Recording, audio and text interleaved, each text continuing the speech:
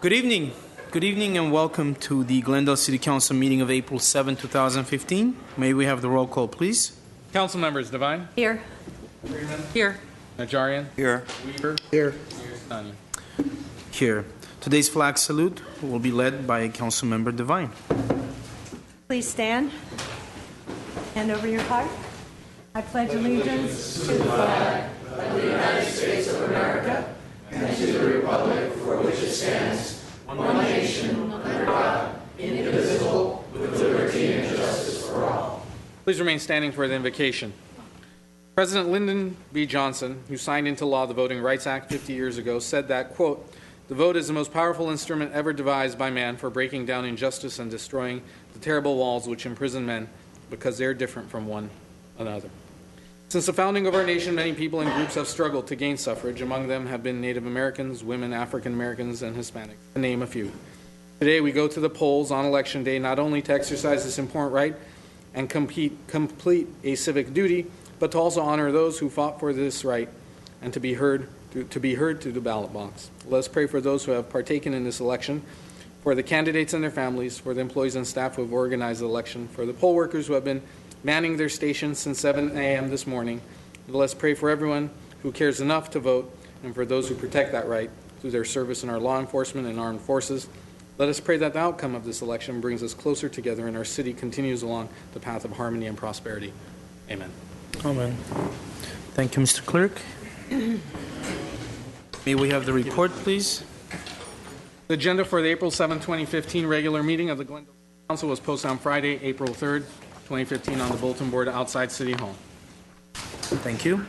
What's next? Next, under presentation of appointments, at 3A is the agenda preview for the meetings of Tuesday, April 14, 2015.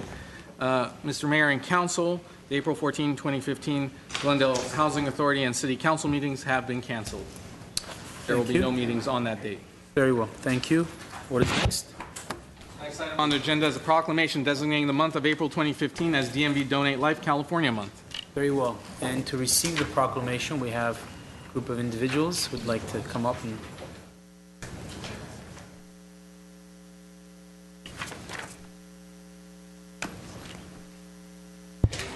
Mayor and Council, thank you so much. My name is Monica O'Brien. I'm a Donate Life ambassador. I work with One Legacy to spread the word about the importance of tissue and organ donation. So thank you for having us. Thank you for being here. Ms. Kaufman? Hi, my name is Ava Kaufman, and 6 years ago I was a perfectly healthy person like I look like now, and I had an autoimmune disease that went misdiagnosed for 3 months. 2 weeks later I was at Cedars dead, on life support with an LVAD, a pump, and an ECMO machine keeping me alive. I received my life-saving heart in 10 days on my real birthday. And I'm so grateful every day. I wake up every day and thank my donor family. And it's so important to spread the word about organ donation. And with this gift, I started a nonprofit to help other transplant patients and to educate the public as to the needs of what transplant patients are, like housing post-transplant for 3 months. So everybody, be an organ donor and go to my website, avisheart.org. Thank you. Thank you. Hi, my name is Michael Montoya, and my wife is a recipient of a kidney transplant. She was diagnosed with lupus at 17, and because of that, it affected her kidney. And after the birth of my daughter, which was our second child, she lost use of her kidney. And with that, she was on dialysis for 8 years. We were waiting for the call. When it finally came in, it was a miracle that we didn't know was going to happen for us, and that it did. It went smoothly, it went perfectly.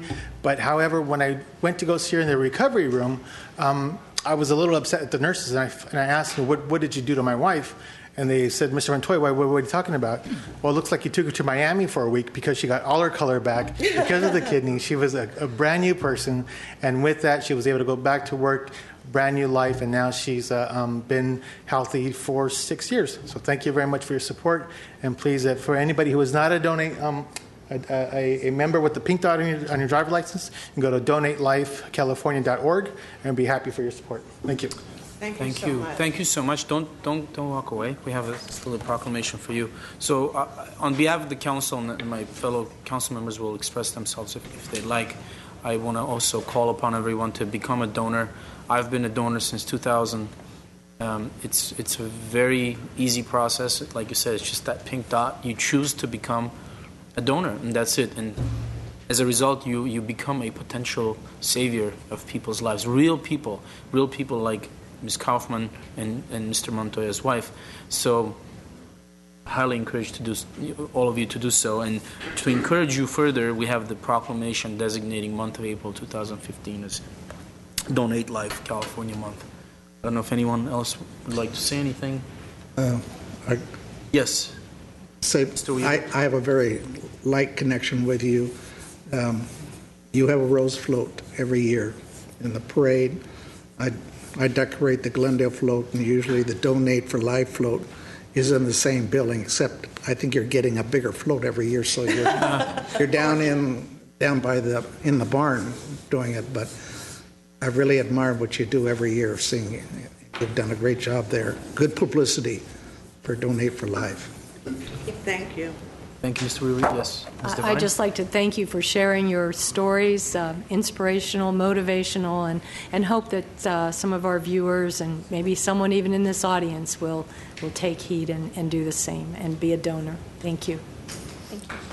Thank you. So, I just have one thing that I'd like to please, say. of course. I think so many people associate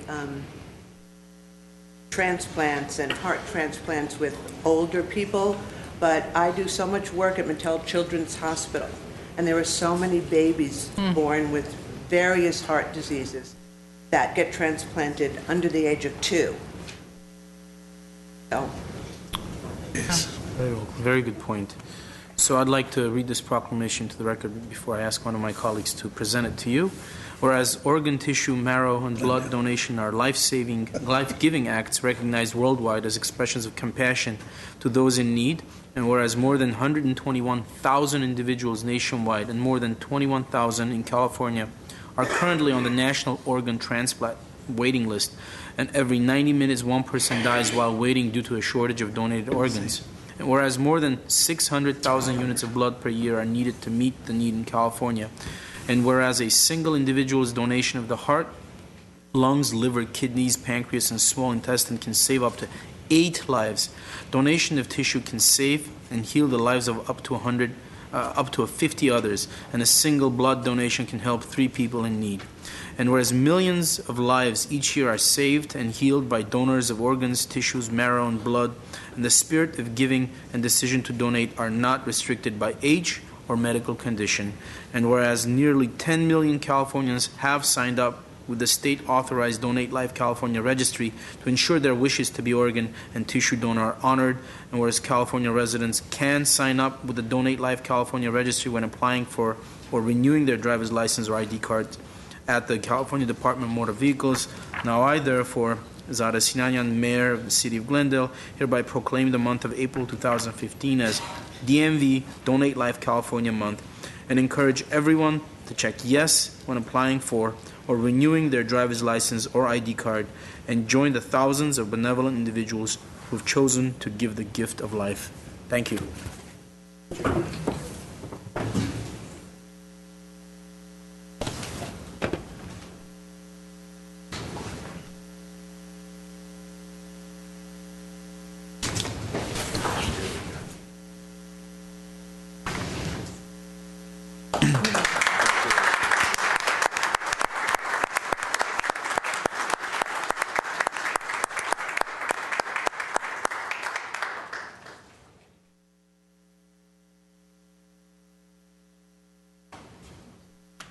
What's next, Mr. Clerk?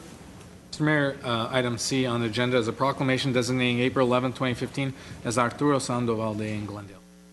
Okay. We have in the audience Arturo Sandoval himself. Deal. I don't know, but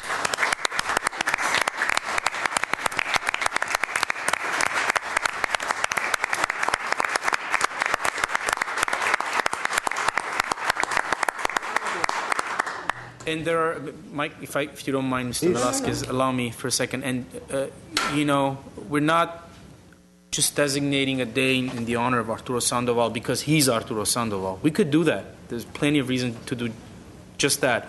But Mr. Sandoval has a very close connection to the city of Glendale, as many of you, if not most of you, already know, because he's helping through his efforts, through his presence, through his wonderful, incredible music and talent to acquire musical instruments for our school students, and giving us immense pleasure while doing it.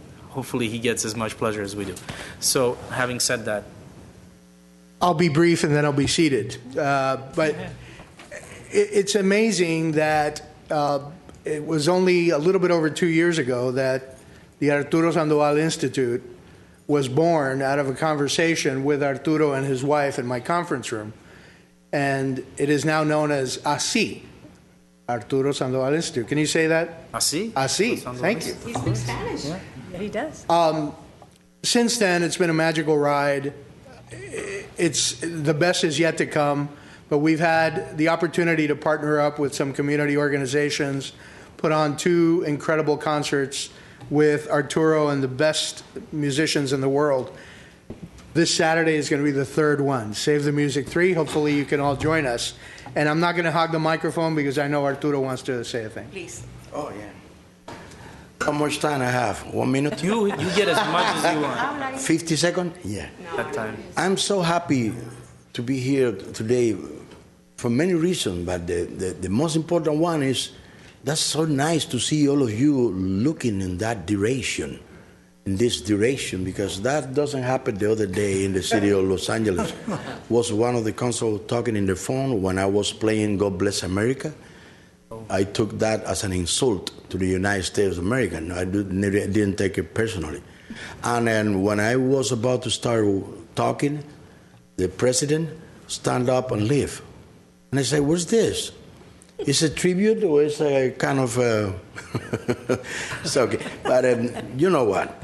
I want to mention that because this make a big difference, and it made me feel so good because you made a difference. And we are so proud to call and feel that the city of Glendale is the motherland of our institute. We have our heart so full of great emotion and beautiful things we have been doing just to help kids in needs. This is one of the biggest privilege and the blessing any human could experiment, to be able to help people. And it's something I really appreciate very much, the support we got since the very beginning from the city of Glendale. And no matter how much we grow, doesn't matter where we go, our motherland always going to be the city of Glendale. And I thank you, Mike and Mercy, for all the support. Mercy is the heart of our institute. And we keep doing every single day, helping kids.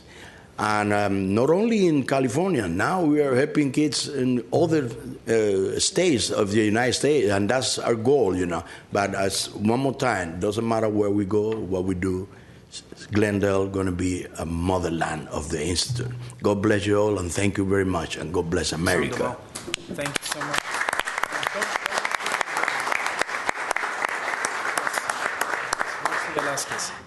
I know you don't want me to speak on the microphone, because when I get the microphone, I stay. But I have just a few words to say. Go to the concert, Save the Music 3. We have 19 superb, talented musicians playing with Arturo Sandoval. 8 of them are from the Glendale Unified School District. So we have to be very proud of that. See you Saturday. I have a few postcards here if you want. And thank you. Thank you, Ms. Velasquez. Mr. Shansagian, would you like to say a few words? No? Just quickly, thank you for all your support since day one for the Arturo Sandoval Institute. And it's a big honor for us and for Arturo to be honored in this way by the city of Glendale. So thank you. Thank you. And the honor is ours. One thing I want to mention is, I don't know if a lot of people realize this, but Glendale used to be a center of Cuban American culture. I mean, there were a lot of Cuban Americans residing in the city of Glendale. That number over time has dwindled down, but clearly the spirit of the Cuban Americans is present, and your connection to Glendale, I don't know, maybe there's something like ethereal about it. God puts things together. Exactly. Okay, so on the count of three, can I get you all to say así? Absolutely. All right, 1, 2, 3. Así. And we have a proclamation. It's quite long. Oh, then. I insist on reading it. Okay, good. Sorry. So. You insist? Okay, sorry. You're just going to have to stand there a little longer. Whereas Arturo Sandoval was born in Artemisia, a small town in the outskirts of Havana, Cuba, on November 6, 1949, Sandoval began studying classical trumpet at the age of 12, but it didn't take him long to catch the excitement of the jazz world. He was since evolved into one of the world's most acknowledged guardians of jazz trumpet and flugelhorn, as well as a renowned classical artist, pianist, and composer. And whereas Arturo Sandoval was a founding member of the Grammy Award-winning group Irakere, whose explosive mixture of jazz, classical, rock, and traditional Cuban music caused a sensation throughout the entertainment world. In 1981, he left Irakere to form his own band, which garnered enthusiastic praise from critics and audiences all over the world, and continues to do so. And whereas Arturo Sandoval is also a renowned classical musician, performing regularly with leading symphony orchestras from around the world, his classical artistry has earned him the respect and admiration from the most prestigious conductors, composers, and symphony orchestras worldwide.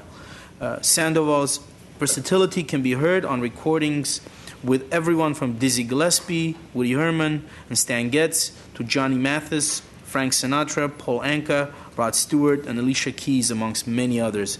And whereas Arturo Sandoval is one of the most dynamic live performers of our time, and anyone who's been to the concert can attest to that, has been seen by millions at the Billboard Awards, Oscars, and Grammy Awards.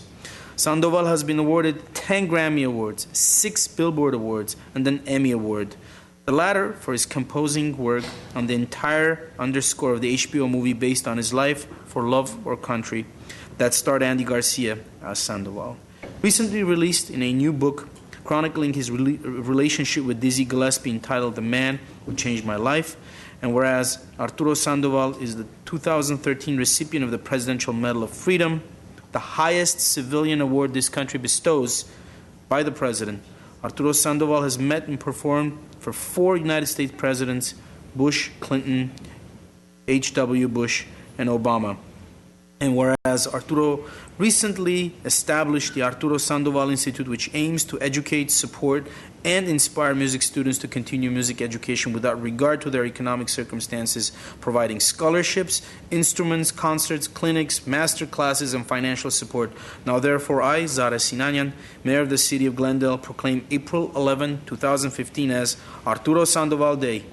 May Arturo be celebrated on this day for his outstanding musical career and ongoing efforts to make the city of Glendale a better place in which to work, live, and play.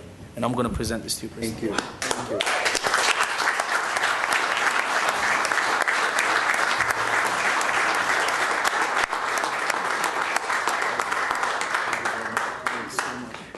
Thank you. Thank you. Wow. Yeah. What about a key? No key? No key. Key to the city.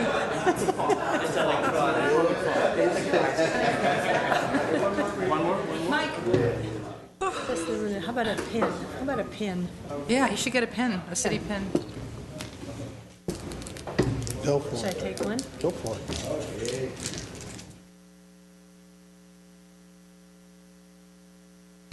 Thank you very much. Thank you. Thank you. God bless you all. Thank you. This is as good as a key. Oh, yeah. Pin to the city. Oh, Thank you, Bob. I promise. Thank you, Mr. Weaver. Thank you, Mr. Najarian. Thank you, Ms. Friedman. Thank you. Thank you, Mr. Ochoa. Thank you. Thank you. Thank you, Mr. Mayor. Congratulations. Mercy. They need to keep working. Hi, Mercedes. Hi, Mercy. Bye-bye. Everyone. What's next, Mr. Clerk? Next item is the consent items, including minutes. Item number 4 on the agenda. The following are routine and may be acted upon by one motion. Any member of council or the audience requesting separate consideration may do so by making such request before a motion is proposed. Move the consent calendar at 4. Thank you. May we have the roll call, please? Council members Devine? Yes. Friedman? Yes. Najarian? Yes. Weaver? Aye. Mayor Sinanian. Yes, thank you. Next item, please. Next item is city council and staff comments. Okay, I'll start by talking about the obvious. It's election day. I'm really hoping that those who haven't had an opportunity to vote haven't had an opportunity to vote, and that's the only reason they haven't voted, because there's really no excuse not to vote on election day. We've said this countless times, but this is not only a duty, but it's a privilege that most of the world does not enjoy, being able to vote and decide our own representatives, especially in local government, which has a very direct impact on our daily lives. So please go out and vote. I know it's raining, but it'll take a minor inconvenience for any of you to go out and vote and make sure that you have a hand in your own, in the determination of your own future. So with that, I'll move on to my colleagues. Yes, Ms. Friedman? Just one thing. Even though it's raining right now, if you've been paying attention at all to the news, and I know that everybody who watches us on Channel 6 also watches the news, we are in a very serious drought, and the governor has declared emergency drought measures. I would like to ask that GWP come at some point in the future and outline what we as a city are going to do to reduce our consumption even further than we've done. And we have done a good job, but we're being asked to do more. So what we as a city are doing to fulfill the mandate, and also what will be expected of individual property owners and homeowners in the city, so that people understand what's going to be asked of them in the future. Okay. May I add? I will second that. I was going to also ask for a report on that, but I'd also like to know, have information on what the outreach program is going to be like, possibly PSAs on the importance of water and how we get it, alternative ways of conserving, and the possibility of maybe banners in our city. I know Anaheim Hills has a program, and they have banners that say, let's do our part. So I'd like to see that as part of the staff report. And also, we get a lot of questions about the impact of the development downtown on our water. And so I'd like to have information concerning that in the report as well. Can I make a comment about that? With regards to that, I am the City of Glendale's representative on the Metropolitan Water District, and I studied a lot about water in the last 5 years, and I'm by no means an expert. It's a huge area. But I have been getting a lot of questions about development in Glendale and its link to water. And so I am preparing an editorial for the Glendale News Press talking about those issues. I don't know that they'll print it. I haven't asked them yet. But it's something that I'm working on. It's a big issue. It's a big subject. It's not as obvious as people might think, given that our water is basically most of our water supply is the same water supply for all of Southern California. It's not just Glendale's water. So there's a lot of issues about growth in the region, growth in Southern California. What's the best way for us to grow? How can we not grow? All of those issues. So be patient with me, public, because I want to try to hit all of that, which it won't be easy, but keep an eye out. I hope to have this done in the next month or so. Okay, thank you. Yes, Mr. Najarian? Since we're talking about the water, I'd like staff to bring back, with council seconding, of course, a discussion on bestowing upon property owners the freedom to place artificial turf in their front yards to help us solve this water problem that we're having. Second. Yep. Okay, we have a second. Very well. I'll keep and it short. I have, if anyone else has no items, I do have one item. I have one. Oh, you do? Go ahead. I wanted to, I mentioned this proposal at the council in your neighborhood at Spar Heights, and I'd like to get a second on to agendize a discussion on a standing reward for hit-and-run drivers and other major crimes in our city. Second. Well, I'm happy to talk about it. I'm not sure I'm convinced that it doesn't have unintended consequences of people waiting for a reward, for instance, before they come forward, but it's certainly worth talking about. And also, if we do have a standing reward, then in the instance where someone has information and tells us that, I mean, how do we determine whether that reward automatically applies or whether it's one of those situations where it shouldn't apply? I mean, I think there's a lot to be thought about. But we can agendize the discussion of the issue. Sure, okay. So last item, last year, approximately, I want to say sometime in March, the mayor of the city of Gyumri, Armenia, which is the second largest city, size-wise comparable to Glendale, was visiting the city of Glendale and had a very nice meeting with myself, Councilmember Najarian, City Manager Ochoa, and our staff.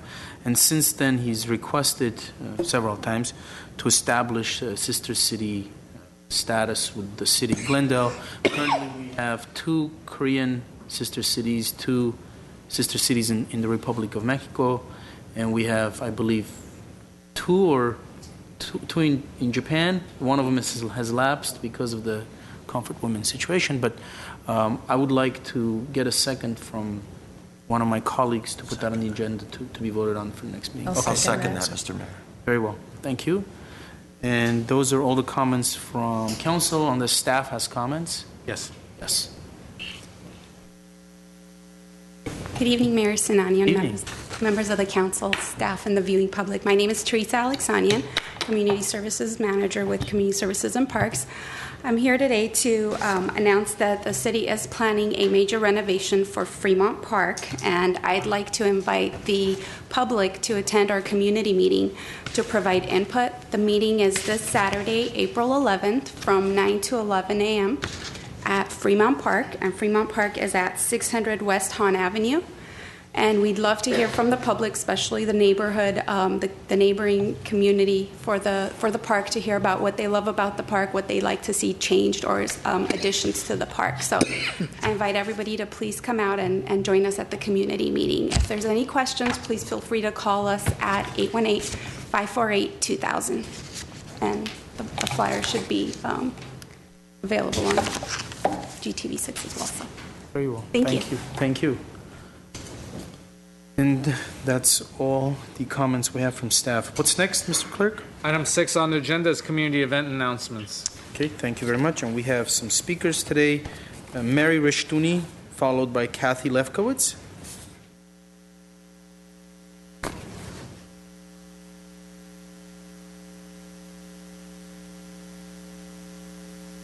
Okay. Good evening, Mayor Sinanian, council members, and city residents. My name is Mary Rishtuni, and I'm a senior at Clark Magnet High School. As a part of my senior project, I learned self-defense, and with Burbank Krav Maga, I'm hosting a free self-defense seminar this Saturday, April 11th, 1 to 3 p.m. I invite you and anyone else who's interested to attend and learn the basics of self-defense. So it's April 11th, 1 to 3 p.m. All minors planning to attend will have to sign a waiver, which I can provide via email or at the event itself. And, sorry. You're waiting for a flyer to go up? That's fine. So I challenge you to find your strength, learn empowerment through self-protection and awareness this Saturday, April 11th, 1 to 3 p.m. So, you guys have any questions? Yes. But why in Burbank? Oh, because I couldn't find a good one located near me. Yeah. Okay, very good. Who's teaching the class? Chris Crouch. He's my mentor, and he owns Burbank Krav Maga. So okay, very good. The co-owner. Yes. Well, thank you. Yes, of course. Thanks for coming. Thank you. Kathy Lefkowitz for Seroptimus International of Glendale, followed by Sevada Hamelians. Ooh. Browse for a cause. That's great. Hold it up. Mr. Mayor, members of council and staff, my name is Kathy Lefkowitz, and I'm with Seroptimus International of Glendale. And I'm here with the chair of our Bras for a Cause event, Margot Botcher, and our members, Michelle Flynn and Miriam Finkelberg. Sorry, Miriam. I just went blank. Sorry. To invite you all to our upcoming event. It's going to be on April 18th and at the Oakmont Country Club. And we have a display of decorated bras. We brought in several today. The first one is a hand-painted bra that was done in Israel, which is near and dear to my heart because I met a woman here in Glendale who had a sister there, and that sister got her group to decorate that bra and submit it all the way from there for our very first Bras for a Cause. And then, of course, we've got Betty Boop, and that was a prize winner. And then over here we have Hooters. So, Mr. Mayor, I don't know if you've been on the council before when we've approached you with decorated bras, but I can guarantee you will not forget tonight. Okay. So, we've held this event for 11 years. We're on our 12th year, and we decorate the bras to bring about awareness for breast cancer and to raise funds that go to our 3 local hospitals: Glendale Adventist Medical Center, Glendale Memorial Hospital, and USC Verdugo Hills Hospital. And other funds go within our community and throughout the world to benefit women and girls. So we have invitations for you, and we would like to also direct you to our website, seroptimistglendale.org, and you can find all the information there. That's it. Mr. Mayor. Very good. Yes. Mr. Weaver. Kathy, yes. Don't shortchange yourself. Go back 11 years. Mm-hmm. How did this idea originate? From who? How? Well, I woke up with the idea. And woke up with the idea. Wrote out 5 pages of how I thought we could get it done. And thank you, Dave, for bringing that to and light. you wondered, would it click? And look? Well, at the board meeting, I tell you, it was a little dicey. The women weren't real sure that they wanted to go that direction, but luckily they did, and now it's being done internationally, actually, all across the United States and in from Canada. this lady. Yep. Yeah, it's pretty. You just missed Bob McFall. That's all. We have raised over $330,000 that have gone back to our hospitals and our nonprofits in Glendale. Not bad. You know, it's hard to keep a fundraiser going that long. And you seem to build your fundraiser every single year. And it's because you do such a great job organizing it, and you really get the community behind the cause and behind the fundraiser. So good job, and I'll definitely be there again this year. Good. Yay. Great. And seeing you. It's a lot of fun. And I need to add that, of course, I'm involved with this group in a small way, but the theme this year is Seroptimists Love Fairy Tales. So the bras are going to be really whimsical and delightful, and we just hope that a lot of the community turns out and supports this great cause. And thank you, ladies, for being here and for all that you do. And Great. for all those gals out there that are looking for their Prince Charming, he'll be there too. That's true. That's right. Uh-huh. Okay, thank you. Thank you. Okay, thank you. Thank you. Okay, we have Seva Dahamelians, followed by Roberta Medford.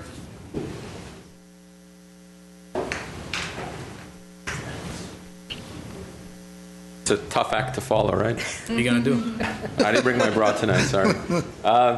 Mayor Sinanian, members of council, city staffers, I'm Savada Himelians, waiting for Artie to pull up the imagery, but I'm here on behalf of Whole Minutemen Glendale ARA chapter, the community-based organization in Glendale that for 35 plus years has been serving the community and participating in a lot of different youth-based activities. But this year, we're proud to present a little bit of a cultural project we've called Red Poppy.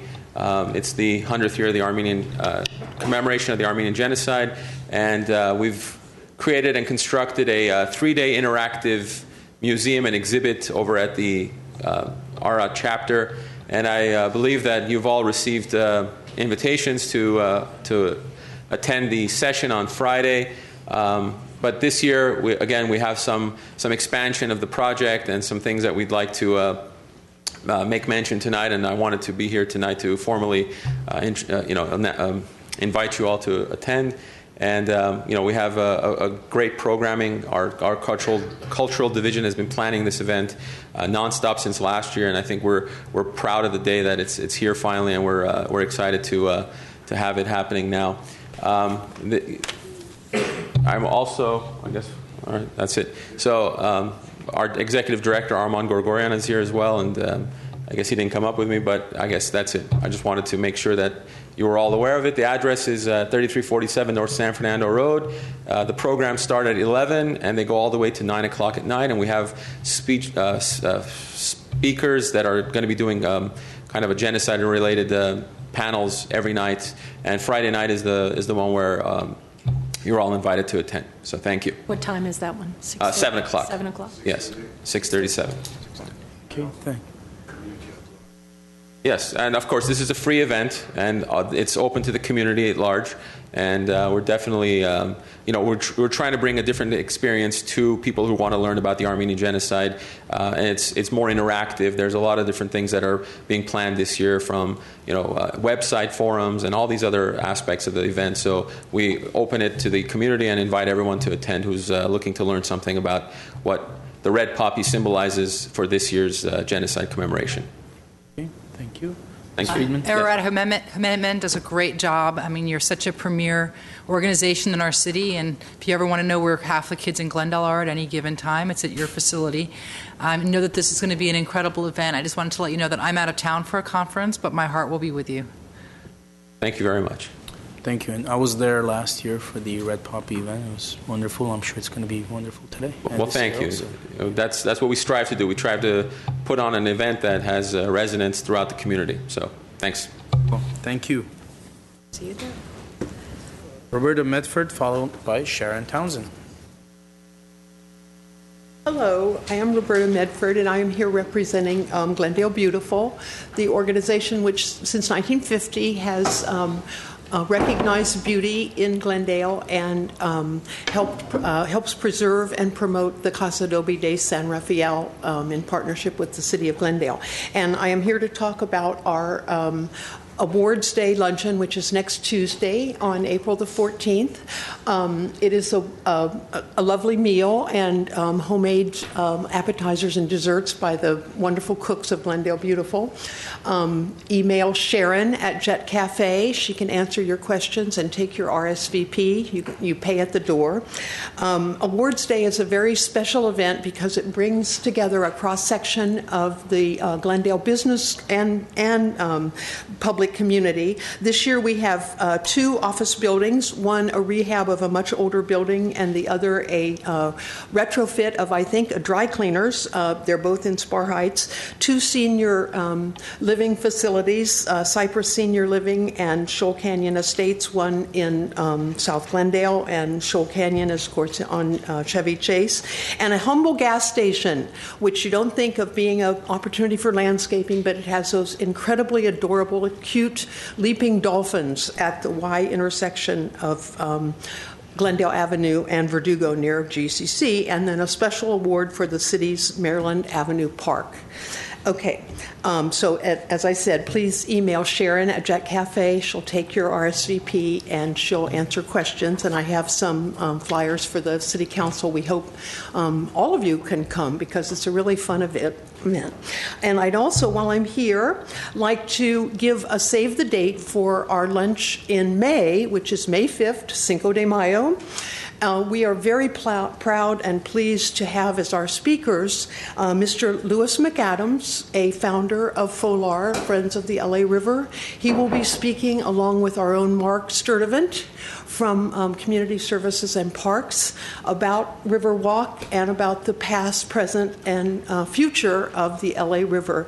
Louis McAdams is, as everyone knows, a towering figure in the history of LA, and we're very proud to have him, and we hope that a lot of people can come. So mark that date, May 5th.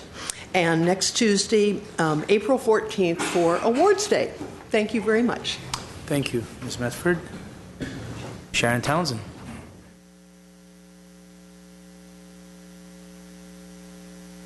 Hi, Mayor Sinanian, City Council and staff, thank you for having me here tonight. I'm Sharon Townsend with Glendale Healthy Kids. A little walk down nostalgic lane. In 1986, Pike's Verdugo Oaks, a very iconic restaurant and probably the largest and only banquet hall at that time, shut their doors after 29 years in Glendale. March 31st, Far Niente, another beloved restaurant, shut their doors. It's been here for more than 25 years. And approximately in the 30, 40 years ago, there was a dine around town, and it was run by Jack Pike and Greg Smith and my father, Carl Thornton, from Bob's Big Boy. So the taste of downtown Glendale is not anything that's new or iconic to the city. But it is significant in that it raises funds from a nonprofit. Last month in March in Pasadena, 3 significant and large, long-standing nonprofits shut their doors. It's just the way of the world right now, and unfortunately, they were nonprofits that provided unduplicated services. All of us in the nonprofit world are struggling to make ends meet because we are doing things and providing social services for a community that nobody else does, and trying to provide unduplicated services. You have a chance to support us. There's a message up on the board at the Taste of Downtown Glendale. This is our 15th year. It's a wonderful event, a family-oriented event. The price point is very reasonable. You can taste more than 50 restaurants for $25. If you want to sample wine at different locations, that's just $5 more. And children are just $5. Our board has made a really dedicated effort this year to push the bar up and raise this bar higher than ever, and they've committed to selling 50 tickets each. So they really want to make this a large event and something that's noticeable and recognizable citywide. The Downtown Merchants Association and the City of Glendale have become our signature sponsors. And again, that price point is affordable, and it's something that you can either provide for your staff or for your friends, and have a great evening. The same night at 8 o'clock, the Alex Theater is putting on live talks with Eric Bogossian. So we have teamed together with the Alex and come up with a combo package. So for $40, you can attend live talks and eat from more than 50 restaurants in Glendale. I hope you'll join us. I hope you'll continue to support the nonprofits in Glendale. I'm proud to work in the city. I'm proud to call so many of the nonprofit leaders and you on the dais my friends. And come out for a great evening. Thank you. Thank you. Thank you, Ms. Townsend. Last year I went with 2 of my kids, and we had a great time. The merchants, the restaurants really made an effort to make it very nice for all the residents and everyone who'd like to participate. So I highly encourage everyone to come out.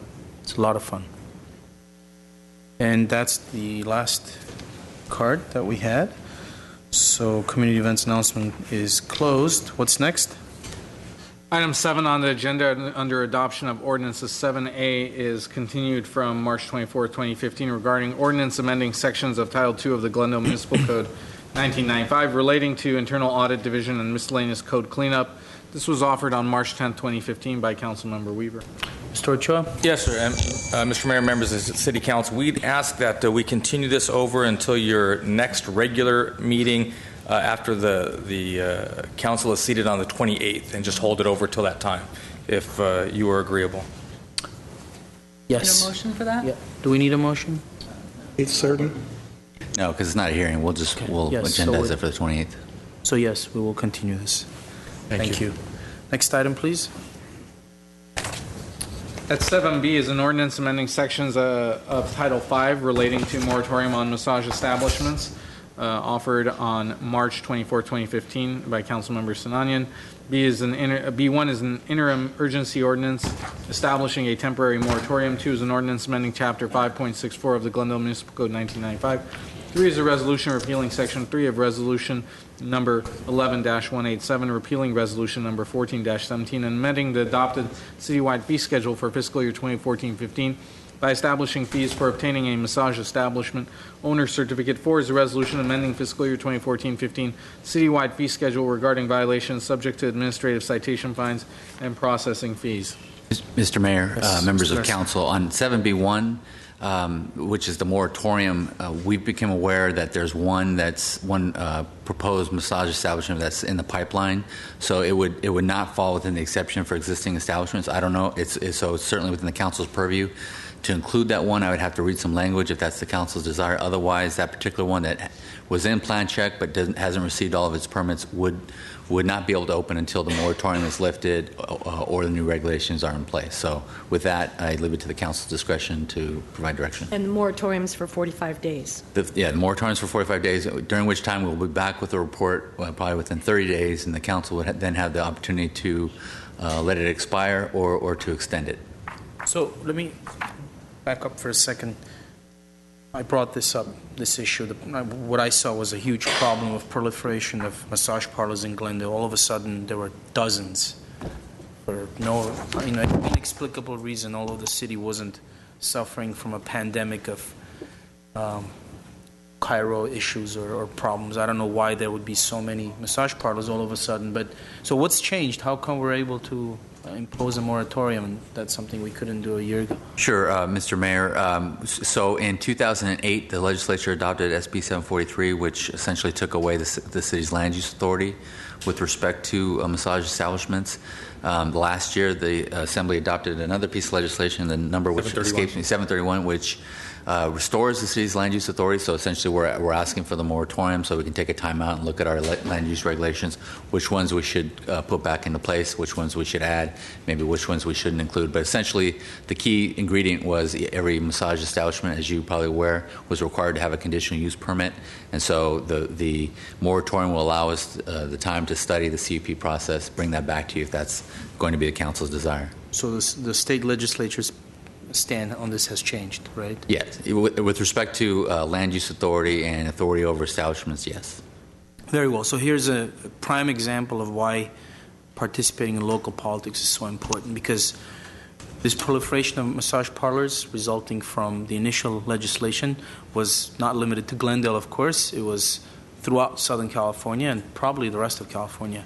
And a number of cities, number of local elected officials, the leadership, I have to give credit to former South Pasadena Mayor Marina Hubestrian, coalesced together and started writing letters and lobbying the legislation to explain to them what a ruinous result it's having on our cities. Because, again, many of these massage parlors are very questionable. And the result is that the state legislation has heard our message and they've acted. So now we can control our own cities and we can determine who we allow to open a business. I mean, obviously within the realm of the reasonable. So I'm happy this is happening. So what's being asked of us? We need a vote. So item B1 is the urgency ordinance adopting the moratorium, and the only establishments that would exempt are obviously the existing ones. Should we include that one or not? Oh, should we include the one? The one that sort of is in plan check. What do we know about this? That's the thing, we don't it's know on anything. Colorado. It's on Colorado, which is the most dense area full of these massage parlors. It is in plan check, so it's received its permit, but it's not completed its improvements. And so the way the ordinance is written now, they would not be able to operate until this issue is resolved. And if the council reinstates the CUP process, then they would likely have to get the Very CUP. well. I think we exclude that Okay. massage parlor because of where it intends to go, and because it's a temporary moratorium, after which there will be a CUP process. If they pass it, they'll get it. They'll be able to open. So if that's the council's direction, then all the council has to do is move the item and adopt it. Well, Move it or introduce the... Well, it's been introduced, so it just needs to be moved. Sumi? It was introduced on the 24th. So moved. So just to be clear, we're including that establishment in the moratorium. Correct. Yes. Yeah. Correct. Yes. I'll move the item. Second. Can we have the roll call, please? Council members Devine? Yes. Friedman? Yes. Najarian? Yes. Weaver? Aye. Mayor Sinanian? Yes. Now, what's B1? Well, that was B1. B2 it's just an amendments to Title V relating to massage establishments, putting back in some of the requirements that we had for massage establishment owners. Very good. Do we have a motion? I'd move it. Second. Can we have the roll call, please? Council members Devine? Yes. Friedman? Yes. Najarian? Yes. Weaver? Hey, Mayor Sinanian? Yes. can I move 3 and 4 together? B3 and 4 can be moved together.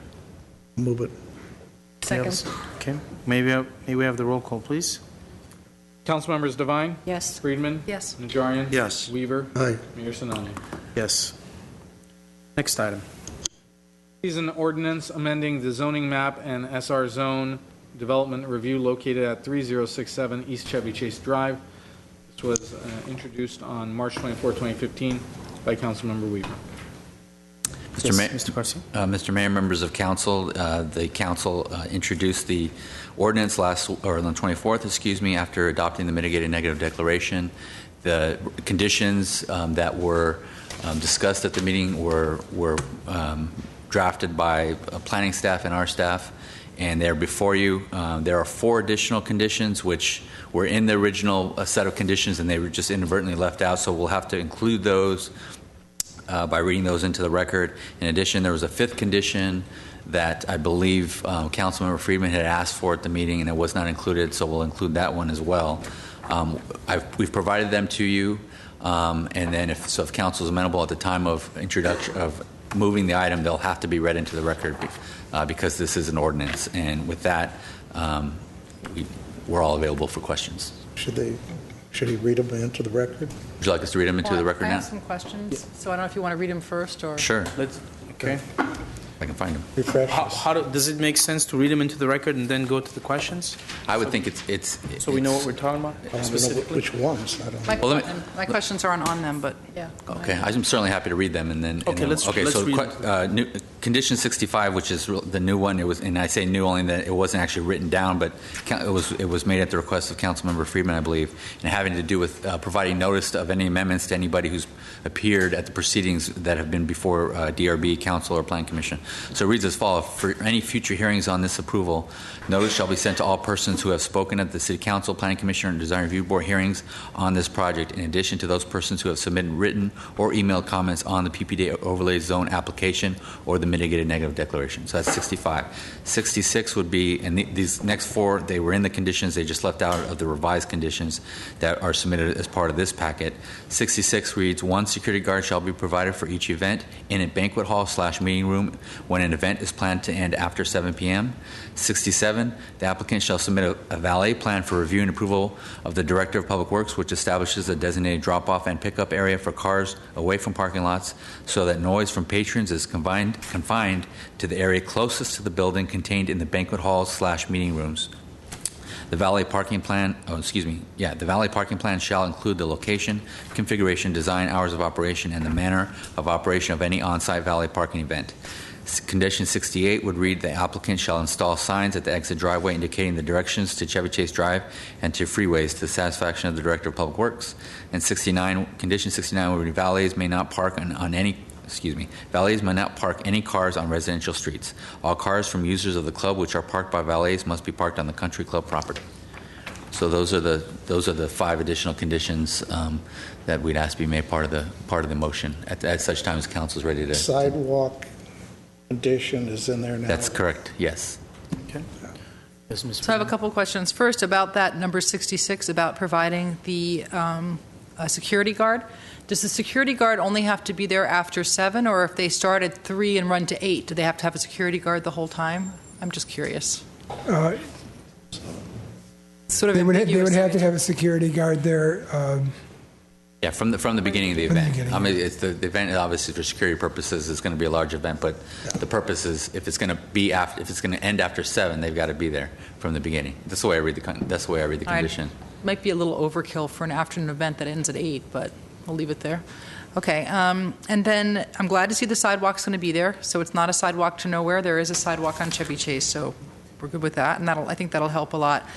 There was a concern that was raised because there's a condition or somewhere in there that allows the planning director to make some sorts of administrative decisions. Can you just let me know and let the public know what kinds of decisions those would be, when you would feel it was appropriate to go for public input? I think the public is concerned that some decisions might come through that are the types of things that they were worried about, and that the conditions themselves might be nibbled into or overturned administratively without a public hearing. Right. Okay. I will answer that. And part of this came about as a suggested condition from the Planning Commission, which is no longer in this ordinance. So I'm going to tell you a little bit about something that isn't there anymore. Okay. Okay. The PPD ordinance itself in the zoning code allows the director to approve minor changes to either the design or to the uses. This is after the adoption of the ordinance. This is very similar to the authority that the director already has for virtually every kind of permit that we have. For design review board approvals, for conditional use permits, for variances. Very often in construction or just over the course of time, there are minor unforeseen consequences or things end up not being able to build exactly to plan, and the director has the authority already to be able to say that's okay, it's in keeping with the general intent and spirit of the approval. So the language that's in the PPD ordinance just mirrors that. It's hard to give an example because I'd be totally speculating. I will say that I would imagine the director would be constrained by anything which might impact any of our environmental review or mitigation measures. And just as a practical measure, the director who reports the city manager and to the council, and this is all reviewed by city council, would know that not to make important changes, things that have been discussed and were of great interest to the council and to the public. If I could just leave it at that. Yeah. Okay. So what kinds of things would you not be administratively approving? What kinds of things? Well, you have to stick with the design that's in the plan. So you can't put in any land uses that are not in there. I've heard people being concerned that this could turn into a shopping center or that we could add housing units or things like that. And the list of land uses, which is part of the ordinance, says that this must remain primarily a country club use. So you wouldn't approve, let's say, a new structure? That wouldn't be the kind of thing, clearly. That's far out. Wouldn't approve added square footage. Right. And we'd probably, even within the building, we'd be very hesitant to approve any kind of new uses which might add to trip generation, to parking demand, things like that. If there's something really minor about, we have a recreation room for kids, they're not using it much, can we expand the locker room? Something really innocuous like that. Can I? You wouldn't call doing away with the golf course. That would not be minor, right? You would not be able to do that. I'm concerned about the usage of this property. Right. When you say land use, we want to make sure that something like that is not going to be changed in 12 months. Absolutely. Now, the Planning Commission had asked that the director have a little bit more authority, but we actually took that out of the City Council ordinance. There's either just these very minor uses or there's revocation. Those are the only two ways there can be changes. Let me just address one thing that Ms. Friedman mentioned. The director will not in any way be authorized to make a decision that would be contrary to any of the conditions that have been specifically spelled out. Those are very specific parameters that determine the director's decision. And so to address that particular question, no, that would be completely opposite of the authority that the director has. Okay. Great. And my last question, and I'm sorry if it's in there, at one point someone had raised the issue of concerns about fire because there's only the one road going in and out of that particular part of the canyon. And the applicant had talked about a plan whereby they could open a gate at the end of the golf course in an emergency situation and have people from the country club drive kind of out that way, I guess, through parts of the golf course. I'm not exactly sure if there was really a huge emergency. Is that something that... I see a hand. I don't even know who it is. A hand went up in the back. Do you know, or does somebody here know? At one time we had looked into whether there could be another exit gate from the parking lot itself, and that was very difficult to achieve because it'd be so close to the existing exit. Tim, you got Art Simone in there. I think he knows. That's something different. I remember something about. Someone had mentioned at the public hearing that there was a possibility of kind of having, not something that would be used routinely, but something in case of a really drastic emergency, that some gate could be opened somewhere. Oh, hold on. Ms. Mayor, are you comfortable with allowing the applicant to address the question? Would I have to open the public hearing? For No, you can open it for the limited purpose of allowing the speaker to open answer it. the question. I'll open it for that purpose, yes. Mr. Simonian. Mayor Sinanian, council members and staff, in order to answer that specific question, we've done some studies where it is possible for us to use the existing golf course, and in a true emergency, there could be a plan put in place where valet simply directs cars to go through the parking lot, up and around the proposed tennis courts, to actually use the Glendale Water and Power driveway, then to exit out of an existing gate that exists onto Chevy Chase. What that would do is allow cars to exit the country club if there is, say, a fire or some sort of emergency at the corner of Country Club Drive and Chevy Chase. Then in that way they could exit a little farther up north on Chevy Chase, hang a left, and go towards La Cañada.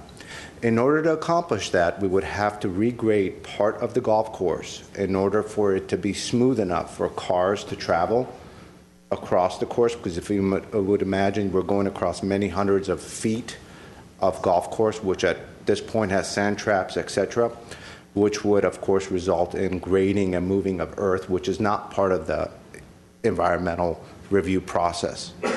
It is something that is a possibility for us to explore if that real specific need is there. Although, again, that would have to be an emergency at the Country Club Drive and Chevy Chase, where there's no way for the cars to exit off of Golf Drive, and then they would go up north. So, Thank you. I understand. Okay. Any more? Yes, Mr. Weaver. You can go ahead first. Ladies first. Thank you. Ladies first. Okay. Mayor? Okay. Yes, please. I want to thank staff for putting together the conditions, and for the owner and the developer and everyone concerned for your willingness to comply to all of these conditions. Appreciate that very much. And I'm really pleased about the sidewalks. I want to thank the Wiest family, the kids, for making that video. I think it was fantastic and just proved that what we were doing was the right thing. I do have some concerns about 3 of the items, as well as the one that Ms. Freeman mentioned. But anyway, number 8, and that concerns the exception to the let's see, the amplified sound, and this is concerning the outdoor movies, film, entertainment, and on the pool deck. And my concern is that we've gone to such great lengths to control the sound and the noise. We're required, we've got the dual pane windows, we've got the double walls, thank you. We're requiring the valets to wear earpieces, and I just feel that this is counterintuitive to allow the movies and the amplified noise outside at the pool area. So I have a concern about that one, on number 8. Number 17, I think it's okay as written, but I would like to add, if you look at number 17, just 2 words, all windows along the west facade in the banquet hall rooms shall be dual pane and non-operable. Then that's in the plans, but it's not in here, so just add those couple of words. And the last is number 20, and that has to do with the, the excessive noise. What I'd like to see is that we retain the original language that in the condition that the staff wrote that was deleted, and simply add to that paragraph the words, the source of all amplified music and noise related to or emanating from the use of the restaurant shall be contained within the walls of the building where the entertainment or activity occurs, and then continue with the rest of the statement. And that's simply to keep the sound, the amplified sound, inside. And that's makes it kind of reinforces number 8. What is the wording? I didn't. It's not here. So. The source of all amplified music. The source, or if I may, Mr. Mayor. So if it's a microphone, please. Or if it's a amplifier, if it's a radio, if it's a DJ, it's all inside. Inside what? inside the banquet hall, inside So the they can't building. have any amplified sound outside, you're saying? Yes, Radio? well, number 8 is Like says if they're that. listening to a UCLA football game on a radio outside, they No, can't no, do no, that? no, no, I'm talking about amplified Well, sound. depends on how Well, how high you up they define turn the amplified? volume. I mean, voice coming out of a television speaker would be amplified. If I may, Go ahead. Mr. Mayor, members of council, the wording of the condition from the previous set of conditions was all music or noise related to or emanating from use of the restaurant or banquet hall facilities shall be contained within the walls of the building where the entertainment or activity occurs. And actually, I think I was the one who had a slight objection to that in the sense of just enforcement. I think it's difficult to enforce a condition which says all noise emanating shall be contained within the walls, because literally that means if you're standing right outside the wall and there's any noise, then they're in violation of the condition. And I think I was concerned more from an enforcement standpoint as opposed to ensuring a good practice, which you have both construction conditions which are designed to minimize or mitigate noise, and then you also have an operational condition, meaning that they have to comply with all noise regulations of the city and the state. But certainly, it's within the purview of the council. My concern, as from the legal side, is just one of enforcement. Very difficult, in my view, to enforce that particular condition. How about fairness? I mean, let's talk about the slight noise that comes out of a wall when you're 1 inch away would violate the provisions that we're talking about. No. Yes, it would. No. What I'm suggesting is that we know that noise is going to emanate from the walls and out of the windows. We know that.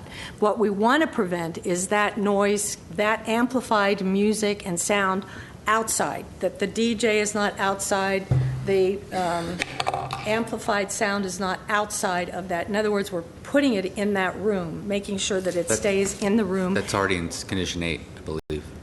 Well, this would reinforce Condition 8. Just to address the overall condition actually addresses what's already in our noise ordinance, that different parts of the city are allowed only to have certain decibels of noise.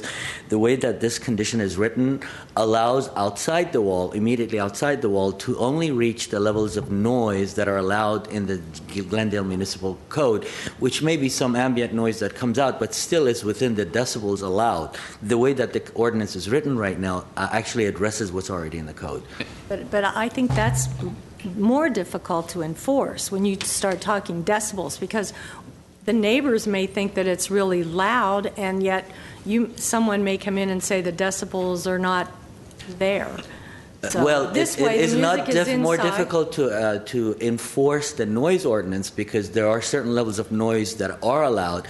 So we have decibel machines that we could go measure that. If they are within those decibels, then they are in compliance with the noise ordinance. If they're over that, however, it is possible that people might think it's too much noise, but it is still within the noise ordinance limitations. And would all this be complaint-driven?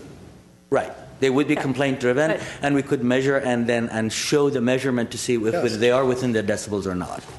But remember, they're going to be complaining to us. No, We're the they're ones. gonna, No. It's not going to come to the council. It's going to go to staff. A complaint. Staff will go out and investigate the complaint and determine whether something should come to us for an adjustment in the conditions. No, at the last meeting, I asked about the recourse for the citizens, for the residents, and we were told that their recourse is to us. It's not to planning. It's not to anyone else. It's to us.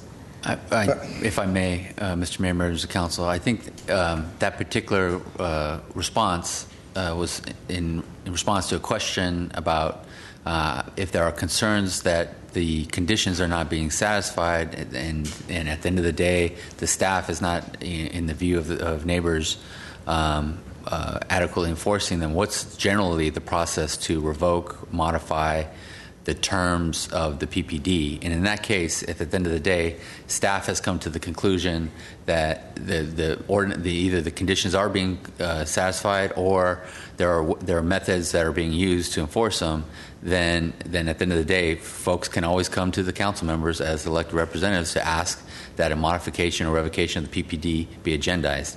But I think it's always staff's role to enforce those conditions, to take complaints. Even if the complaints come to council members, then they obviously go back to the city manager and then through staff to go out and enforce those particular conditions. As relates to the condition, I think I understand what you're saying. You're saying no source shall emanate from, and I do believe that's covered in Condition 8, which says no amplified music or amplified sound shall be permitted outdoors. And so, I just get concerned. It's certainly the purview of the council. I just get concerned about the enforcement ability of that particular condition when we're talking about how sound emanates from a particular building. I'm okay with the way it is. My understanding is that with the previous condition that all the noise has to be contained within the walls, you're recognizing that that's a little unrealistic, and you want the amplification source to be contained inside at all times. Correct. Okay, well, that's perfectly enforceable. Yeah. Yes, that's why I'm trying to get it in the language of the condition so that it is there and it will be enforced. I think the difference is a subjective complaint, which may differ as to anyone's particular opinion, versus an objective decibel reading, which is clear, it's unbiased, and it can be shown either to the neighbors complaining or to the country club owners themselves, whether they exceed or within the decibel limits. I think that's the whole issue here. Well, but if you look at it that way, like if there's a party going on, and do we have someone from staff that's going to go out there and measure the decibels? But they're only allowed to have these activities at night. Yes. I mean, until 10 o'clock at night. Yes, they do. can't. If there are complaints, we do, and we get those types of complaints, and we do set up decibel measurements for operations that people complain about on an ongoing basis. Isn't one of the conditions? I saw something about a review, right, in a year. Isn't there some kind of review? That was the one you brought. That was the one you brought up, I believe. Yeah, was 58 and 59. Because. 52 and 53. Personally, I think there's a lot of safeguards written in with these now 69 conditions, which is the most I've ever seen us do for any type of land use permit that we've given. And have we covered absolutely everything that could possibly happen? No. But we can always go back, like you said, and make this more restrictive, right? We can have that hearing based on complaints. I'm okay with it as it is now. I think we've really satisfied. And I do think we need to watch it because this is, it's an expansion, and who knows what's going to happen. And I think that I know the neighbors will be diligent in watching it. I know that for a fact, and that's okay. And they'll let us know if there's a problem. So I feel like that staff has really gone beyond to try to come up with every way that this property can be a nuisance up there while still allowing them to operate and hopefully be successful, which I think everybody wants them to be successful. So I'm comfortable approving this right now and just keeping an eye and maybe going up there to some of the neighbors. Maybe we'll have me over at 11 o'clock at night on a Saturday, and I can see for myself whether it's noisy or not. Right. Yeah. I'd be glad to go with you. We have a guarantee that number 8 covers this, and that the neighbors, the residents, can contact staff, and you will send people out to make sure that they are in compliance. I too want to see this project succeed and be successful, but I also want to protect the residents while we're doing that. And I think an ounce of prevention is worth a pound of cure. Is that the way that old saying goes? Mm-hmm. I'm just trying to cover all the bases so that everyone is protected, owners and residents. Okay. Well, we're, I think, at the critical point where I'll tell you honestly, I'm amazed at how flexible the owners of this project have been. I'm amazed. I think Ms. Friedman just pointed out just how many conditions have been imposed, and basically the developer has said, okay, sure. I mean, I'm thinking whether they've crossed the point of not making it impossible for themselves to be profitable. I'm just saying that out loud. But so you've done that. So I give you credit for that. It's incredible, truly incredible. I didn't want to open the public hearing, but I opened it. So in the name of fairness, I have 4 speaking cards. going to give everyone 2 minutes. When I say 2 minutes, it's going to be 2 minutes. I never cut anyone off today because this issue has been dealt with, and we just talked about it. But I'll take the 4 speakers. Is it 5? If it goes 6, I will just close the public hearing. We will not hear anyone speak. Somebody turn one in. Let's not, Have a card. You can also cut it off. Okay, all right. So let's do this. Brian Duran, followed by Lynn Rabisi. 2 minutes, please.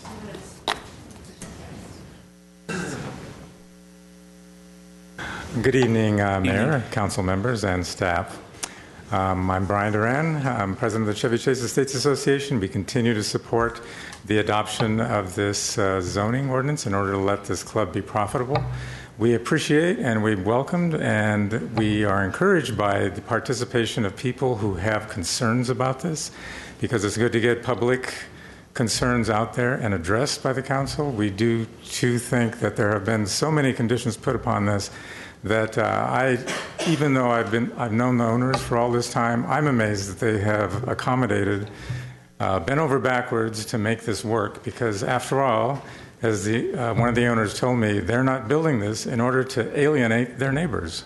They're trying to make something successful for the community. I think they've shown that they've done that, and I appreciate the review that the council has given this. It's been very thoughtful.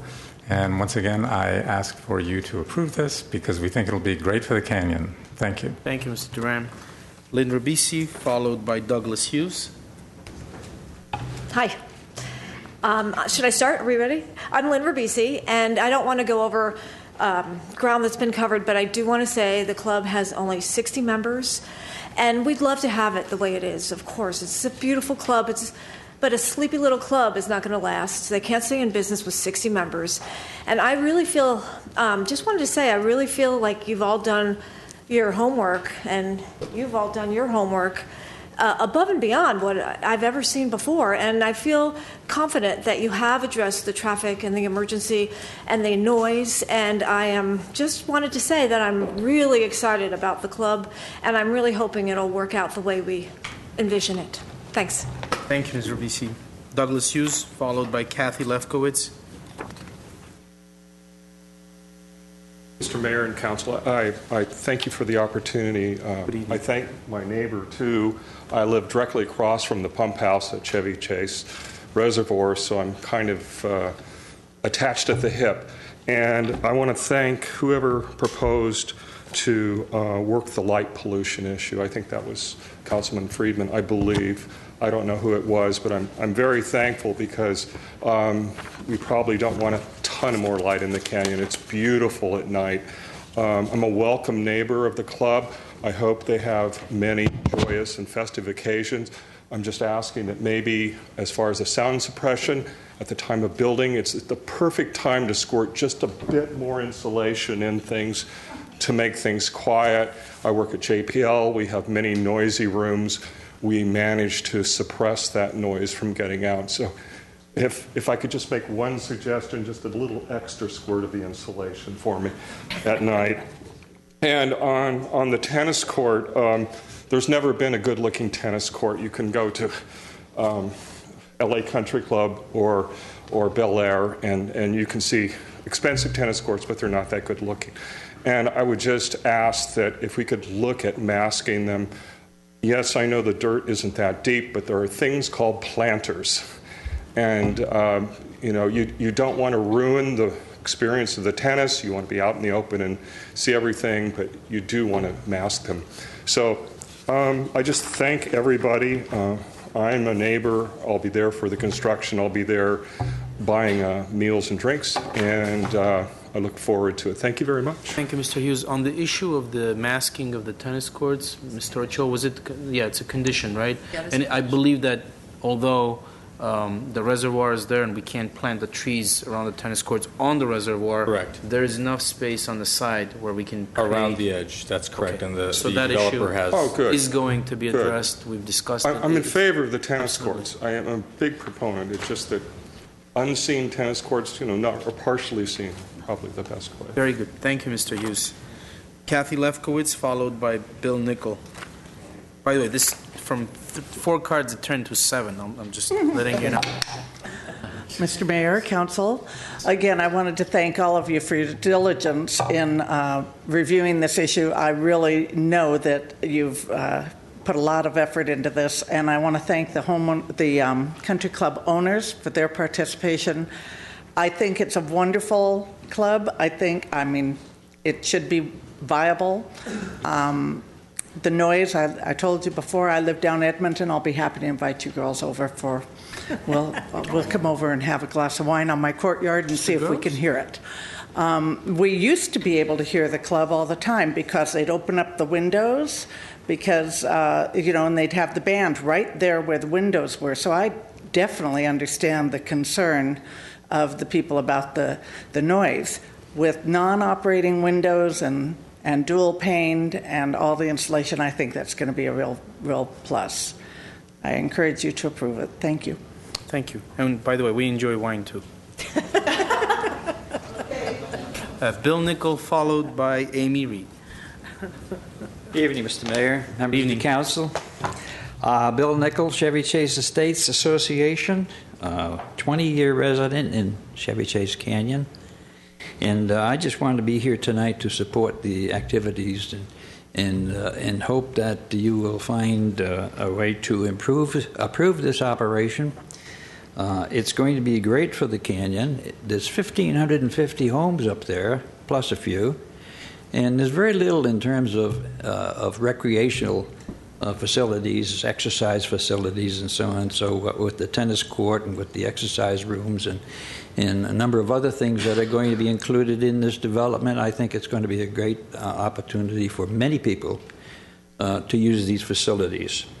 There's going to be problems. We all know that. And as far as that little narrow driveway that goes from, which we call Golf Club Drive, which goes from Chevy Chase on in, I use that all the time because I live up on the hill behind the country club. And I frankly, I don't have any problem with it. And if problems do develop, I'm sure our illustrious staff here will come up with the solutions, and that should be no problem in the long run. So anyway, I think the noise problem has been successfully addressed, and I think the benefits actually far, far, far outweigh the problems that we might have.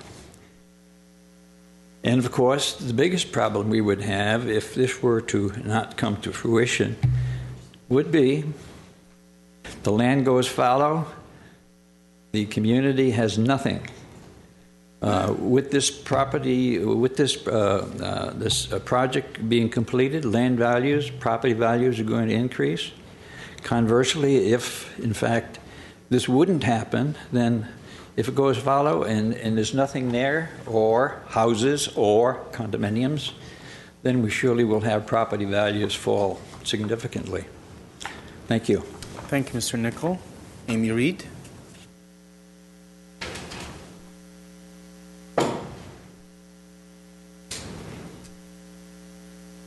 That would be Annie Reed. Oh, I'm sorry. Okay. My name is Annie Reed, a Glendale homeowner. I'm a dean at Los Angeles Valley College and an adjunct assistant professor of law. And each semester, I teach constitutional law and civil rights. Every semester, my students look forward to learning about the First Amendment to the U.S. Constitution, and specifically how citizens can make government their own. And like many other professors, I teach by example. At the March 24th public hearing, my neighbor, Joy Foyer, submitted over 230 wet signatures to the city clerk at the end of her 3-minute presentation. I've done the research, and that research indicates that a ratio of 10 to 1, meaning that through 230 signatures roughly estimates about 2,300 votes, and that's a conservative figure. And yet not one council member, not one elected official, thought this to be worth considering, mentioning, or even at the very least acknowledged during that hearing. My elected officials found a button-clad audience more meaningful than the signatures of those actually living in the area most affected by the PPD ordinance. Tonight, on the eve of the election, I expect every elected official on the dais to understand the significance of a petition, to respect the efforts of your voting constituency, and to acknowledge the voice of over 230 affected homeowners. I am their voice tonight. Again, over 230 people. We canvassed the area, a very small team, in a very short amount of time with the clock ticking. And we went house by house, street by street. And that's what we did. And it really is quite offensive, I don't know what else to say, for this dais not to acknowledge that when it was turned in. And the reason why we didn't just email it to you was because we wanted it on the record. And so now I wanted to voice that also to you and put this on the record for the over 230 people who took the time to listen to us, a small team of concerned neighbors. Thank you. Thank you. Ms. Annie Reed. Hearing closed. Hearing's closed. Okay, two comments. One, all the years I've sat here, when information is handed to the city clerk while we're actually doing the debate, you know how difficult it is to sit here and listen to people talking and also looking at what we've been handed. It's very difficult. There are ways to get it into the record other than handing it to us here. Is that correct, Mr. Kasakian? Yes, there are ways. So, no, I'm sorry, I don't agree with the lady on that one. Only other thing that I wanted to say originally, a comment, not a question, a comment. A lot is, I stated the last time that I didn't like the word banquet hall. Originally it was called a meeting hall, or meeting room.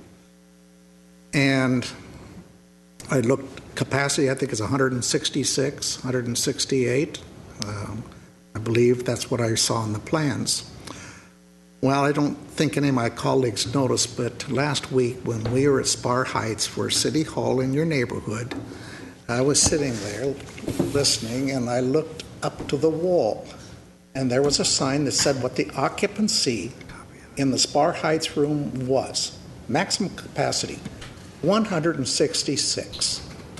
So I'm guessing that the size of that banquet hall at the country club is no bigger than the room at Spar Heights. And I assume most of you at one time or another have been in the Spar Heights room that has the stage. If that's true, wow, I don't consider that a banquet hall. And with that, since I introduced the ordinance at 7C1, I will move 7C. Second. Just so we have a clear record, that's with the conditions that I read into the record. Is that correct? Yes. Mr. Rivera? And I know there were other conditions proposed, but I'm not sure. I think we liked it as it was. Okay. We have a motion and a second. May we have the roll call, please? Council members Devine? Yes. Friedman? Yes. Najarian? Yes. Weaver? Aye. Mayor Sinanian? Yes. 7C1. Do we have a second? Second. May we have the roll call, please? Council members Devine? Yes. Friedman? Yes. Najarian? Yes. Weaver? Aye. Mayor Sinanian? Yes. We have Next. 7D. 7D is an ordinance authorizing and approving a lease of real property to Melmark Holdings LLC and the Chevy Chase Country Club Inc. upon the Glendale Water and Power Chevy Chase 968 Reservoir property located at 3067 East Chevy Chase Drive, introduced on March 24, 2015 by Councilmember Weaver. Mayor, I move 7D. Second. May we have the roll call, please? Council members Devine? Yes. Friedman? Yes. Najarian? Yes. Weaver? Aye. Mayor Sinanian? Yes. Thank you. Next item, please. Under action items, at 8A is Director of Public Works regarding fiscal year 14-15 slurry seal and pavement repair program in connection with specification number 3557. 8A1 is a motion rejecting all bids and authorizing to negotiate directly with the bidders in an amount up to $550,000, and A2 is a resolution appropriating $660,000. Yes, Mr. Ochoa? Yes, sir. We, as you may recall, we recently went out to bid for the 14-15 slurry seal program. Engineer's estimate for the work was $600,000, but for a series of options ranging from the size of our project to the increase in the economy. The bids that we received, only two bids, All American Asphalt, Toro Enterprises, Inc., both came in excess of our engineer's estimate. So rather than redesign the project and using up that amount of time to do the redesign, what we are asking for you is to allow us to reject all bids, for you to reject all bids and allow us the opportunity to negotiate directly with these two bidders up to an amount not to exceed the 660, which includes the engineer, or rather the contingency sum, as well as $55,000 for project management. And if you have any questions specifically about the project or about the technology that will be used in the slurry seal, our Public Works Director, Mr. Galanian, is here. My question is, why did these bids come in so high? Is this common? Our project is a little bit smaller than what you would normally see. It's just limited this year in terms of scope, and because of that, sometimes the economy of scale doesn't come back the way you would want. Also, we're seeing an increase in the economy, a pickup in the economy, and because it's a smaller project, you'll have fewer contractors that are interested, and because of that, you'll see a higher unit cost occasionally. Mr. Glon, anything else? Yeah, Mr. Mayor, member of City Council, to add what Mr. Ochoa has precisely stated, as part of this project, we had also added a tape seal treatment, which is a three-part process, includes coating the aggregates with asphalt rubber and then embedding them into the existing pavement and rolling it and then putting the slurry seal on top. Apparently, there are only 3 companies in the region that perform this type of work, and the third company has been having financial issues recently, so only two companies bid. As opposed to a general bringing on a couple of specialized subs that would come do the work, the project didn't garner that interest. Okay. Nigerian? Before we go any further, Mr. Mayor, I will recuse myself from consideration on this item due to interest in real estate, which is affected by the sealing or the Cape seal. Going in the back row. Enjoy the coffee. Mr. Mayor, if there's no other questions, I'll move 8A, 1 and 2. Second. May we have the roll call, please? Council members Devine? Yes. Freeman? Yes. Darian? Weaver? Aye. None. Yes. Thank you. Next item, please. Next item at 8B is Director of Public Works regarding diagonal crosswalks at the intersection of Honolulu Avenue and Ocean View Boulevard in Montrose. B1 is a motion directing staff to remove the temporary diagonal crosswalks. Mr. Ochoa. This one is something you've heard about a couple of times now, and I will be very, very brief. As you know, we are looking to repave Ocean View Boulevard from city limits on the north to Verdugo Road on the south. In anticipation of that, we wanted to move forward with an experimental pilot program by doing a cross intersection at Honolulu and Ocean View. That was accelerated, unfortunately, in a manner that did not also involve the MSPA folks, and as a result, it was surprising to a number of people when it finally appeared in February, much to the chagrin of a number of the businesses there. At this point, they have petitioned council. Council has directed staff to put this on the agenda, so what we are asking for is your direction to remove this pilot program, particularly now that we have obtained at least 30 days worth of data for the diagonal crosswalks. If you give us this direction, we will move forthwith to remove the cross intersection, and I would hope have that accomplished within 45, no more than 60 days. If there are any questions, either Mr. Galanian or I can handle those. 60 days? Just what to be are you doing? Take 60 days. I don't Give me think some black paint. I'll paint them out. You still have to have Siemens come out, do the changeover of the signals, and so giving ourselves maximum amount of credit or latitude in terms of the timing. Probably 45 at the outset, but just to be safe. Mr. Nigerian? We will move forthwith, sir. I have a couple comments. The first thing I'd like to know is how much this change and change back again will cost. Mr. Mayor, member of City Council, Councilman Nigerian, the cost was minimal. The heads that we were using for pedestrian walk signs, we have them in store, so we didn't purchase them. They were reused, so we can just take them off, and we're just going to blacken the striping, short striping that I put on the pavement. Okay. That takes 45 days? Again, sir, we want to make sure that we are able to show and not repeat the mistake of the past and do this overly quickly so that we actually invite accidents, perhaps in the intersection itself with pedestrians. Let people know that it's going to change, then change it.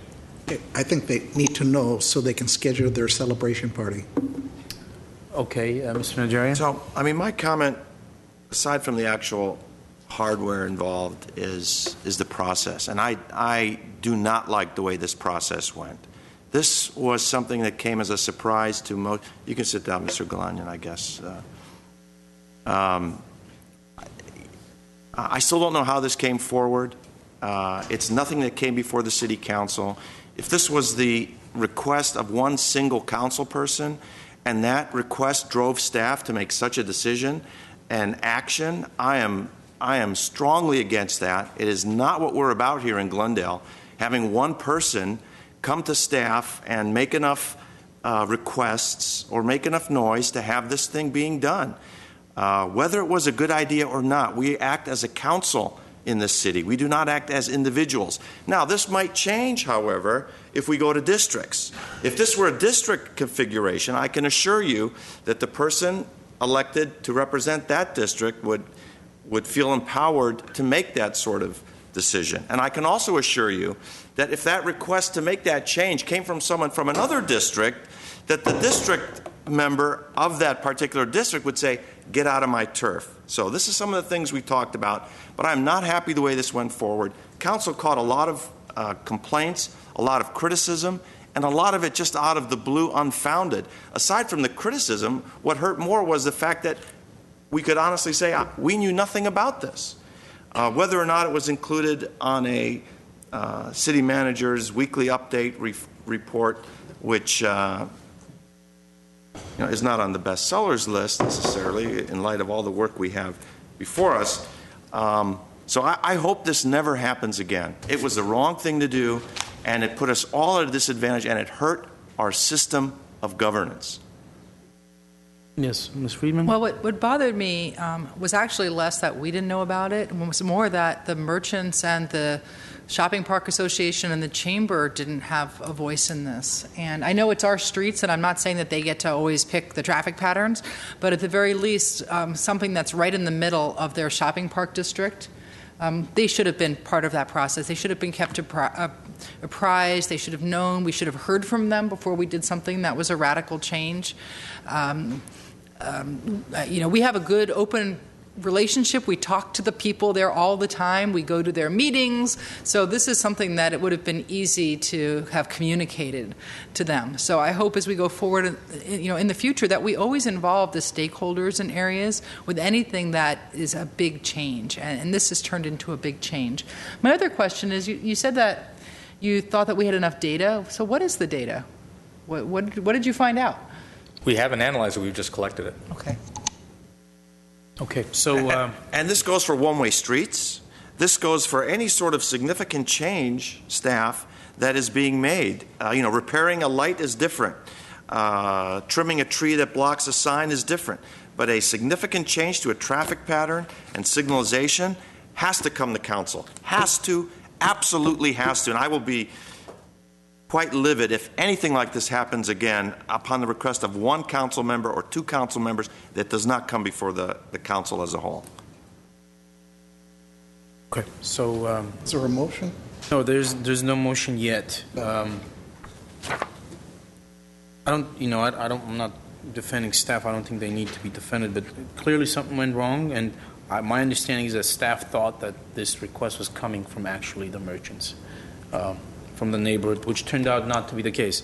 But unless Mr. Ochoa wants to say just something. that we have received the request periodically over time, and the intersection was not engineered for a diagonal cross at this time. Very well, thank you. And we have two speakers who would like to speak on this subject matter. Sharon Wiseman, followed by Steve Pierce. How much time do you need, Ms. Wiseman? 4 minutes, if that's okay. 4 minutes, sure. Thank you, Mayor Sinanian, council members, staff, and those listening. I'm Sharon Weissman from far north Glendale, and I'm here tonight to ask you not to remove the diagonal crosswalk at Ocean View in Honolulu. While it is clear from the negative reaction that not enough outreach was done prior to installing it, nor enough support given to its introduction, 30 days is not enough time to gauge whether or not it is effective in increasing pedestrian safety. Making a hasty decision to remove it prematurely isn't the right way to correct the original hasty decision to install it. The originally planned 3-month trial period really isn't long enough either, since GUSD classes are in session through June 3rd. The test period should last at least into the summer break, when many young people frequent the shopping park. It is, after all, a shopping park, not a throughway. Please consider instead contacting all business owners in the shopping park to explain how slowing down the motor vehicle traffic means those people in those vehicles have a better chance of noticing their businesses. Also consider having police cadets or volunteers as ambassadors to help people get used to the diagonal crosswalk in a similar manner as was done in downtown Glendale with the introduction of the fresh air ordinance. I really appreciate the opportunity to cross diagonally because it saves a little wear and tear on my arthritic knees. I know many share my views, although, like on any issue, it seems those on the negative side are most vocal. Thank you for your time. And it's puzzling. Maybe I'm the only one that reads the things you put out, but I knew it was going to happen before it happened. And I'm a little disappointed that others in the room didn't know it. And if you'll indulge me, my husband intended to speak too, but he's home. Hopefully it's raining more up there, and he's trying to harvest more rainwater because we have to, when the rain barrels fill up, we have to put it into other containers. And his remarks are, at a recent council meeting, Mayor Sinanian talked about Glendale hosting its own Ciclavia type event. And he said, quote, "We need to make a statement, the busiest, the most central street in Glendale, to make them understand that this is important to us. It will instill the idea of bicycle and pedestrian safety," close quote. Mr. Mayor, I hope that the idea of bicycle and pedestrian safety being important to all of us is shared by your colleagues on the dais. My concern is that while many members of the public want improvements in pedestrian and bicycle safety, many others will not tolerate any improvements that slow down vehicular traffic, even a little bit. The definition of traffic calming is the use of physical design and other measures put in place on roadways for the purpose of slowing down or reducing motor vehicle traffic. Honolulu Avenue between Orangedale and Verdugo has been narrowed and curved, well-marked mid-block crosswalks added, and other design features for the express purpose of slowing down and reducing motor vehicle traffic to create a pedestrian and bicycle-friendly avenue. At the risk of sounding obvious, if you need to drive somewhere in a hurry, don't take Honolulu through the Montrose Shopping Park. The new crosswalk at Honolulu and Ocean View is but the latest traffic calming feature meant to improve pedestrian safety and promote pedestrian convenience in the Montrose Shopping Park. I'm sure that everyone wants to see big crowds of happy pedestrians patronizing our local businesses. If achieving that goal results in some motorists being delayed for a minute or two, I think that's a small price to pay. Please remember, if you need to drive somewhere in a hurry, don't take Honolulu through the shopping park. As members of the Glendale Montrose Peace Vigil, we have spent many hours over many years observing pedestrian and vehicle interactions at Honolulu and Ocean View. We have seen many near misses of pedestrians almost struck by turning vehicles while attempting to cross the street. Pedestrians feel safer and more confident knowing that the lights are red in all directions for vehicles, along with the convenience of being able to cross diagonally. This is especially true for seniors, the handicapped, parents with strollers, or young children, a common sight in the Montrose Shopping Park. While some traffic backups occurred during peak periods, which could perhaps be mitigated via modified signal timing, traffic seems to move through the shopping park on Honolulu with little or no delay most of the time. You can't have it both ways. If you are truly serious about taking a leadership role in making Glendale Street safer and better for pedestrians, it's inevitable that sometimes motorists will be slightly more inconvenient or delayed as a result. I urge you to consider leaving the current crosswalk arrangement in place for a sufficiently long enough period to analyze data and confirm effectiveness. Thank you for your time this evening. Thank you, Ms. Wiseman. So, there you have it. Next speaker is, Unsolicited. Steve Pierce. 4 minutes. Mr. Mayor and Council, I'm Steve Pierce. I'm on the staff of the Montrose Shopping Park Association.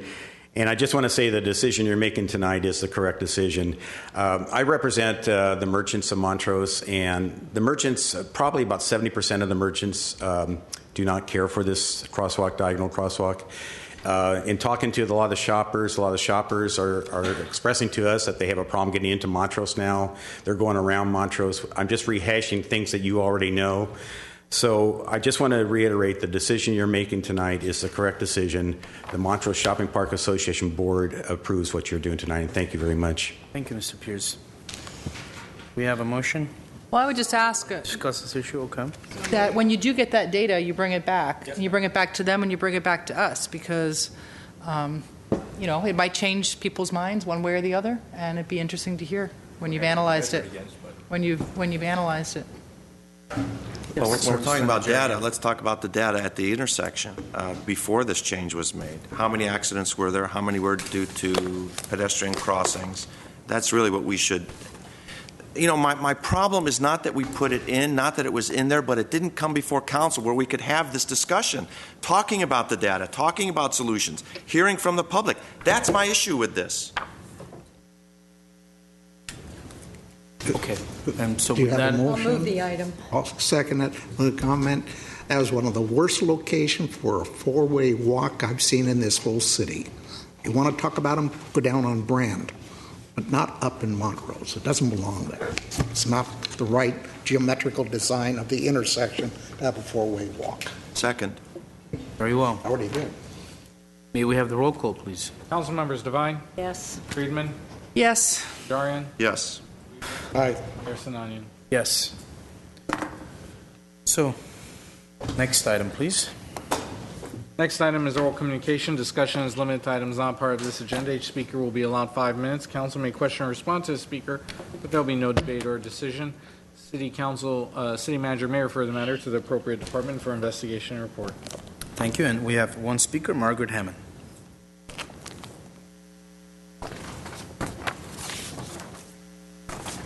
Not too far back. It's okay. Take your time.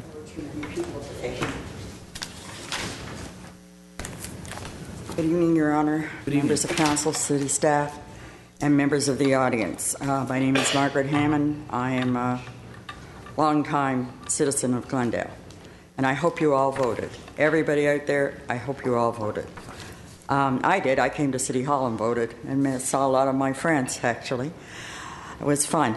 Now, I'm back to the bulky item pickup, 818-548-3916. We could really use some extra help in clearing up our right-of-ways in South Glendale, along Cypress Point and everywhere those bulky items lay out for weeks. I don't know what's wrong, but my offer or my thought of a solution would be to, and a lot of them are in front of apartment houses, would be to fine or cite the owners of apartment buildings where these bulky items lay for weeks out front. It's unbelievable. And it affects our quality of life and our real estate in the area. It makes it look very unkempt to have all that junk laying around. Old TVs and couches and whatever. Anyway, that's one of my thoughts.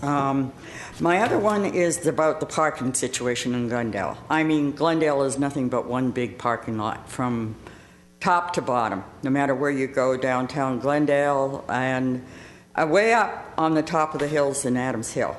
There's problems, causing a lot of friction and aggravation between neighbors because there's such limited parking on the streets and just too many people. We just have too many people down in that area, and allowing them to park, and then having, for instance, employees from the auto dealers drive blocks from Brand and park up on top of the hill where I am, and then have a fellow employee come and pick them up and take them to work.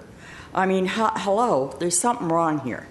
I mean, I know it goes on down on Louise Street the same way.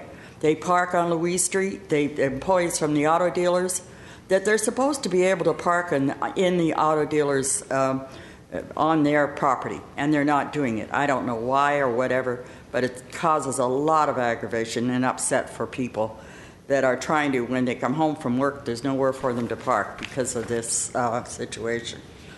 The other thing is, one of the things that really makes me mad is the fact that I have gone to Billy's for years, and I know a lot of people know it. Now there is a banquet hall that is next door to it, and that banquet hall has valet parking. I've talked about this before, and they're supposed to have 2 places on the street for their valet parking, but they managed to take up all the parking on the street. In other words, the employees park their cars on the street in front of Billy's, so that there's no parking there for Billy's customers. And then I was there, and they use the whole parking lot for valet parking on the side of the banquet hall. This, between Orange and the, I guess, laneway there.